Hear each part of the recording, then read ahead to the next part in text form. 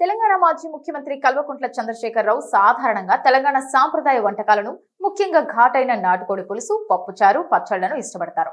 ఆయనకు చిన్న చేపల వేపుడు కూడా ఇష్టమైన ఆహారంగా చెబుతారు. అలవాట్లలో భాగంగా రాజకీయాలపై విపరీతమైన ఆసక్తి, పఠనం, సుదీర్ఘమైన సభలు, సమావేశాలు నిర్వహించడం ఆయన శైలి. ఆయన ఆహార అలవాట్లు చూస్తే తెలంగాణ రుచులను ఇష్టపడతారు. ఇందులో నాటుకోడి పులుసు, చేపల పులుసు, పచ్చళ్లు ఉంటాయి. ఆయనకు ఇష్టమైనవి. సాధారణ భోజనం తీసుకునే కేసీఆర్ స్థానిక వంటకాలకు ప్రాధాన్యత ఇస్తారు. భోజన ప్రియుడుగా కేసీఆర్ కు ప్రత్యేక గుర్తింపు ఉంది. చూసేందుకు సన్నగా కనిపించిన అతిథులకు విందు పెట్టడంలో ఆయనది పెద్ద మనసు. అధికారంలో ఉన్న సమయంలోనే కాదు, ప్రస్తుతం కూడా ఫామ్ హౌస్ కు వచ్చే అతిథులతో కలిసి భోజనం చేయడం ఆయనకు అలవాటు.